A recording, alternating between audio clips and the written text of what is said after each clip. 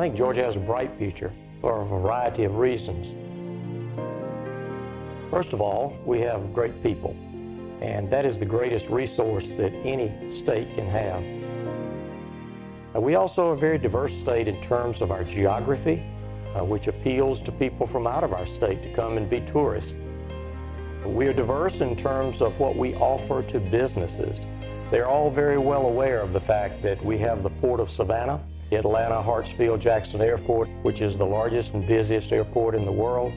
And they're also aware that we have a great rail network as well as a great highway system. When it comes to all of the ingredients that make a future bright, I believe Georgia has all of those ingredients. Leveraging those ingredients, appealing to potential businesses, growing new jobs, all are crucial to defining Georgia's future. And how it's done depends on all of us.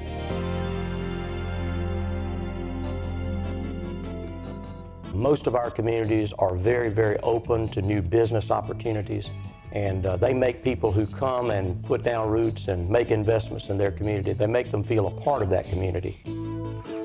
Riverdale Mayor Evelyn Wynn Dixon knows connecting to community adds to our quality of life, which is why she spearheaded a new city hall and multi-purpose center for her residents.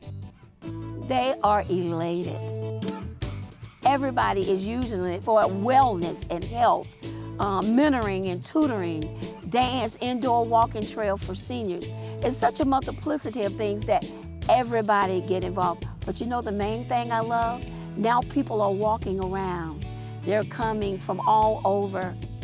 You can talk of a vision, but until they see it come to fruition, that's when they start to believe.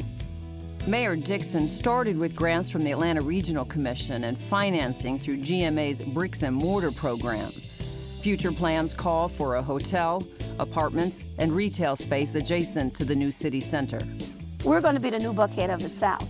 One thing that gives us favor is that through this whole process, we've maintained a balanced budget even through the recession. We had a nominal surplus, huge economic growth, didn't raise taxes. But the main thing with leadership, you got to get educated. You must go to these seminars. You must go to GMA to learn the new laws, understand your charter, what your limitations are. Partner with the state and your local county. That has been huge. It will also take adequate water resources, including new reservoirs, to make Georgia great. Governor Deal says the importance of local water plans, due soon to the EPD, can't be overstated, but insists local leaders can count on help. I think they're going to find that our attitude at the state level through EPD is going to be one of cooperation. We're not going to take any shortcuts, but we're going to be a partner in the process. We don't want to run the reservoirs. We want the local communities to be the ones that have that jurisdictional control, but we know that they don't have the funds available to begin the process and many times, obviously, to finish it. So we want to be a good partner. That makes Dallas Mayor Boyd Austin very happy. He's successfully replacing antiquated water treatment plants in his area, but is overwhelmed by the time and expense in bringing new water resources online. It's been a very wearisome process to see people vote to build a reservoir and then 10 years later there's not even been any earth moved. There's really no progress whatsoever. In Dallas, the first year I was in office in 1996, we began a process of developing well sites, and last year, 15 years after the process, the first water started flowing in November.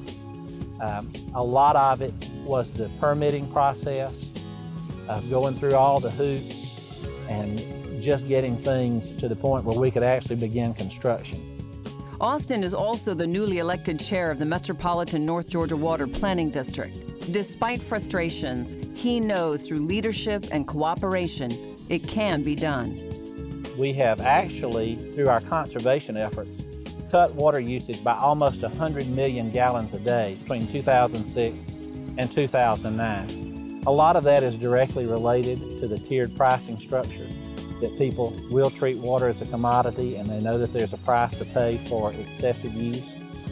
A good bit of that is education. Go into the young people, into the schools, into the civic clubs, and educating them on our water resources and their finite nature, and to help them to help us take care of it. The primary thing for local officials to know is that they have to be engaged in the water planning process. We need to be at the table, and we need to make those decisions that are best for our communities. The governor believes the same holds true for regional transportation plans as Georgians prepare to go to the polls in 2012 to vote on a penny sales tax to fund projects in their districts. I appreciate the cooperation that local jurisdictions have shown to be a part of that process. What we want to do is to recognize that these are projects that are not just for tomorrow or the next year.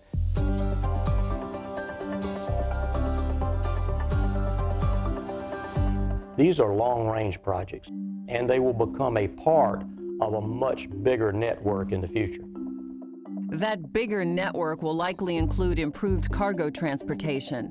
With the anticipated deepening of the Savannah port, moving goods will be crucial. That's why the governor is backing the new Cordele Inland Port, a cargo transfer facility joining truck and rail. Jonathan Lefevre says it should expedite shipping because cargo containers will be closer to commodities, and once loaded, they can be put on the Heart of Georgia rail line for the coast. I think what this does from a statewide perspective is that it allows farmers or shippers in general in the state of Georgia to be more competitive with companies that might be based in Alabama or South Carolina or Florida.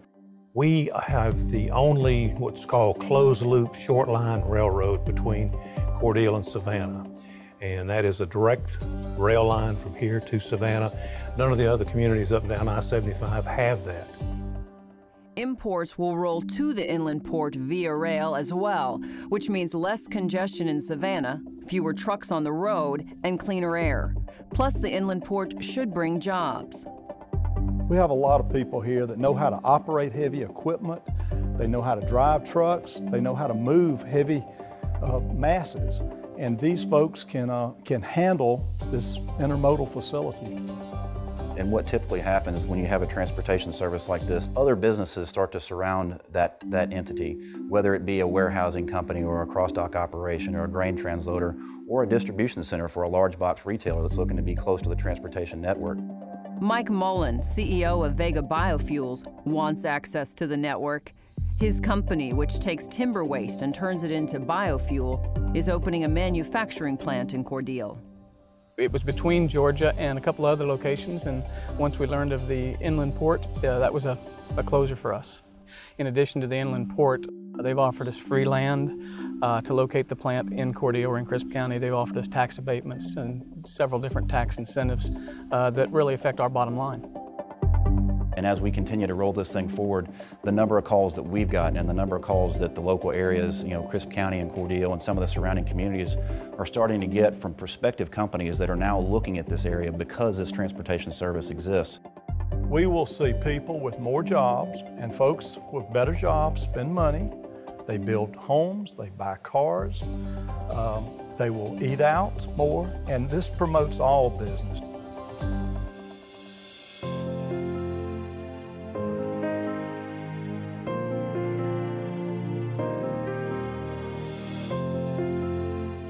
I think Georgia has a bright future. We have some things that are good on the horizon. Even the areas that we may be weak in, we're making real progress. It's incumbent upon all of us to make real progress as we continue defining Georgia's future. It will take a concerted effort, infused with new infrastructure, leadership, cooperation, and vision, not just for our own community, but for all of Georgia. We need to move forward in a collaborative effort and deliberately to make decisions that are good for everybody within those individual districts and within the state as a whole. There's no one entity that can do a project like this by itself. And what it takes to pull a project off is a total regional effort by all the cities and counties in our region. Partner with the state and your local county and have a good team to work with. You can't make it happen without a good team. It's going to take all of us to make Georgia great. I know you have to be concerned about what's important to you and your constituents at home, but also you're a part of a bigger picture that makes our state what it is.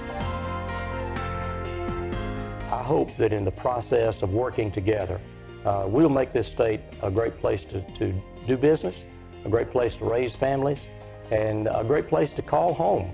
And that's what everybody wants.